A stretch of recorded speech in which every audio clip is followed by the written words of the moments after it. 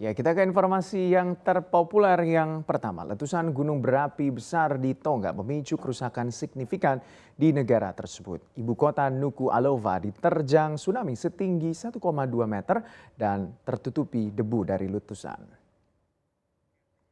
Letusan dahsyat Gunung Hunga Tonga Hunga Hapai pada Sabtu 15 Januari 2022 memicu gelombang tsunami di garis pantai Pasifik. Bahkan efeknya juga hingga ke Jepang dan Amerika Serikat.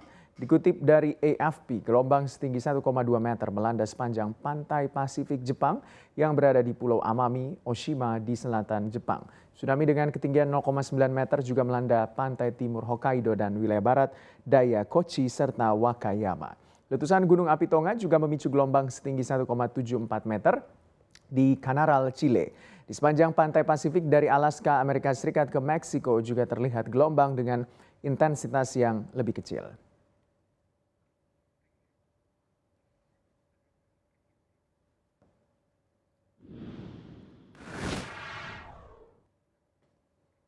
Ya, kita beralih ke informasi top news lainnya. Ini bukan hanya dilanda krisis minyak goreng. Kali ini pemimpin Korea Utara, Kim Jong-un, juga dibuat pusing akibat krisis ban melanda Korea Utara. Bisnis ekspedisi barang terganggu akibat krisis ban di Korea Utara. Perusahaan ekspedisi hanya mampu mengoperasikan 50% armadanya. Krisis ban di Korea Utara terjadi akibat dari dampak penutupan perbatasan dengan China dan larangan perdagangan dengan China akibat pandemi COVID-19. Industri ban di Korea Utara tidak memiliki kapasitas produksi dan ban yang baik dan juga mumpuni sehingga ketersediaan ban sangat bergantung dengan China. Seorang sumber di Korea Utara juga menyebutkan bahwa kelangkaan itu membuat pengemudi mobil menggunakan ban yang sama hingga aus dan juga mengkilat. Pemandangan serupa juga dialami sebuah perusahaan di daerah Hongwon di dekat provinsi Hamgyong Selatan. Sebuah truk seberat 2,5 ton telah dikandangkan sejak musim gugur lalu.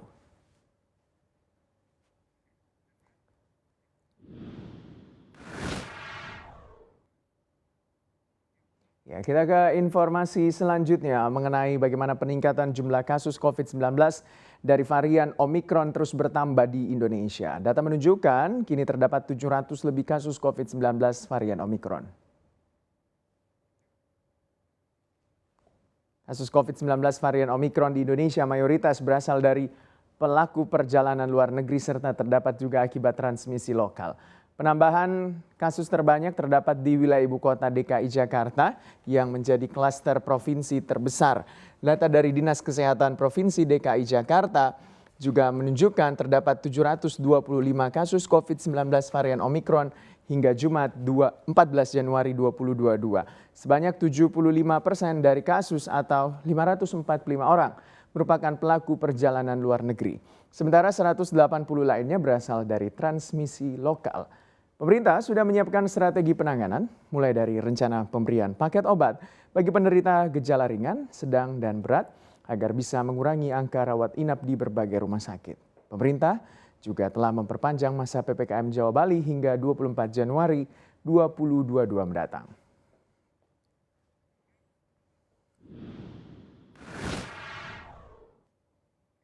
Ya, di informasi terakhir kali ini, bagaimana lembaga riset IDC Quarterly Mobile Phone Tracker merilis data raja ponsel di Indonesia. Ternyata bukan Vivo, Samsung, atau Xiaomi yang menduduki peringkat pertama.